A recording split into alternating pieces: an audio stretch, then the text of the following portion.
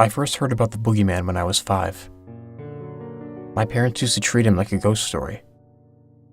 If you don't be good and finish all your supper, the boogeyman is going to come and take you away from us. In retrospect, that was probably one of the most frightening things you could ever tell a 5-year-old. That a strange man will kidnap you away from your friends and family and everyone you love, just because you weren't behaving. Parents can be cruel. But now that I think about it, it worked. So what can I say? They must have known what they were doing. Now I tell my children the same thing. The boogeyman is coming if you don't eat your peas. My daughter hates it. My son, on the other hand, wants to meet the boogeyman. Daddy, what does he look like?" he asked. That's the funniest thing about it all. My parents never told me. They didn't have to. I was too afraid of the simple mention of his name that I didn't even want to know what he looked like. So I made it up. "Well," I said, "he's tall. Really tall. And he wears a big black gas mask that covers his whole face. And it has big round eyes, like a bug. He wears a shiny black uniform, as black as you can imagine, and a long black cape." "Like a superhero?" my son asks. "No, like a supervillain. Underneath that mask and all that armor, the boogeyman is full of burns and scars. They say he can simply walk through fire and feel no pain, but that his body can still be burnt." "Where did he come from?" "Nobody knows. All we know is he only shows up to little boys and girls who don't listen to their mommies and daddies and takes them away." "Did he ever take you?" my son asks. "Almost," I said. I had to spice up the conversation somehow. I was a very naughty boy, so one night when I was sleeping, the boogeyman showed up and tried to take me away. But Grandma and Grandpa rushed into my room and begged the boogeyman not to take me from them. "What did he do?" "What he always does. He told them, "I have come for your child, he who has disobeyed you. He will be mine for eternity." And Grandma cried and begged and told the boogeyman to give me one more chance. And the boogeyman looked at her and said, "He has but one chance left. And then he is mine." And the next thing I know, I wake up the next morning, and ever since then, I've tried to be the best that I can be. "I don't want the boogeyman to take me, Daddy," he said to me. In fairness, I shouldn't joke. What I and many others use to keep our children obedient isn't a joke or some kind of scary bedtime story. It's real. And when I got older, I realized this. But I would also realize that this boogeyman would come to be known by many names. Moreover, that my plucked out of thin air description of him was eerily accurate. Or at least, I thought I had made it up. It wasn't until sometime later when I realized that I had actually seen the boogeyman before. Only, at the time, I knew him by another name. I was 10, maybe 12. To be honest, I try not to think about that time any more than I have to. The Vietnam War had just ended, and my father had come back home. When I say he told some of the most horrific stories I have ever heard, you have to believe me. But there was one that he told me that I'll never forget. There's no way I ever could. He saw the Gasman. That's what he called it. Right there on the battlefield, just a week before. I remember my father as he was telling it, the look in his eyes, and the sound of his voice. I'd never seen him so terrified. The Gasman. He was just standing there in the fires, watching. My father was in the trenches with other soldiers. No one else saw it, but my father. He swears. And if you had seen his eyes, I'm telling you, he was not lying. So my father, he watched the Gasman. He couldn't look away. Like an accident or a crime scene, there's something about destruction and terror that's just so hypnotic. The Gasman wasn't moving, wasn't saying anything. Right then, my father looked away, looked down, and he was alone. Everyone was gone. The noise was gone. His unit vanished. The enemy nowhere in sight. My father swears that, in that moment, he thought he had died and gone to heaven. That somehow, when sticking his head up out of one of those trenches to look at the goddamn Gasman, a bullet had gone right through his skull. But before he knew it, he was lying in a hospital bed a couple days later, and the war was over. Those other men in the trench with him? No one found them. No bodies, no dog tags. They were just gone. And of course, no other reports of the Gasman. What my father saw, he swears by, and I believe him. But those 4 men, they were real. They damn sure existed. But one day they were here, and the next.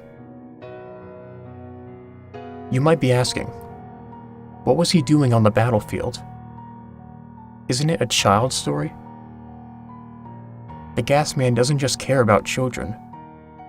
People tell stories to make themselves feel better. People embellish, people romanticize, fantasize, lie. The Gasman has been around for longer than you know. That very night after my father told me his story, I was in my bed, right there on the edge of sleep, when I saw him.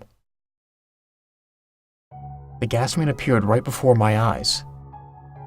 More particular still, he was accompanied by 4 other men in uniform. I told my father the next day about this, and he was sure. Those were his men, the soldiers that went missing. So why did they all appear to me? Why did the Gasman come to visit me? To warn me.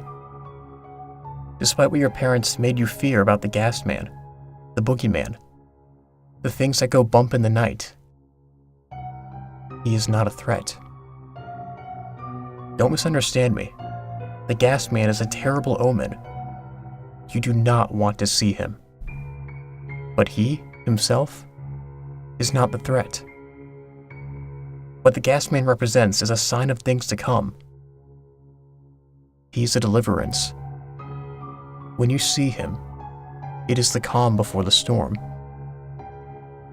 2 weeks later, my father died of respiratory failure. Carbon monoxide leak, they said. He tested positive for lethal amounts, but they checked the house. Nothing. Not a trace.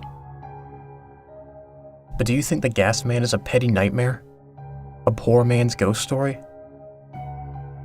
On March 16, 1988, the genocide of up to 5,000 Kurdish people took place at the behest of Saddam Hussein on the city of Haljaba in southern Kurdistan. A mix of different chemicals and compounds were used in the bombings. Following the events, one of the participants willingly came forward and gave himself up. He was babbling incessantly, asking to speak to a reporter. He gave a rather blunt account of the events from his own perspective. I was one of the pilots. I remember receiving the order. I remember the takeoff. I remember dropping the bombs. And I remember landing. But when we were sent off at the start of our mission, there were 5 people with me. When we landed, there were 6. I don't know who that 6th person was. I had never seen him in my life. And after that day, I never saw him again. He dressed like us, but never said a word. He wore a gas mask like I'd never seen before. More classical in design, very primitive, very basic. The strangest part? All the other pilots had the exact same story. 5 men entered, 6 came off. We weren't all going crazy, were we? People called local police stations saying that they saw the Gasman in their backyard. It was the next big thing. People wanted the attention, wanted in on the craze, to be a part of a worldwide phenomenon in the making. Nobody really knew what they were talking about. Legends of the Gasman date far back before most of our recollections. But that's the funniest thing about myths. Over time, they change. They adapt to the trends. It's like a game of telephone. You start with a message on one end, and by the time you get to the opposite, the person thinks you're insulting them. Reports of mysterious gas-masked figures date back as early as the 1600s in Rome, when plague doctors would come around to treat those afflicted. They wore bizarre beak-like masks and carried with them an assortment of antidotes and potions. Perhaps they took inspirations from the Gasman.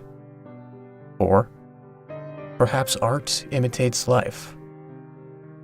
Further still, the concept of the misema was given to us by ancient Greece, which is described as a contagious power that has an independent life of its own, until purged by the sacrificial death of the wrongdoer. Society would be chronically infected by catastrophe. Is this the birth of the Gasman? Or just cause and effect? No one will ever really know. Throughout history, sightings of the Gasman have been reported all over the world. In Italy, they call him Il Fantasma.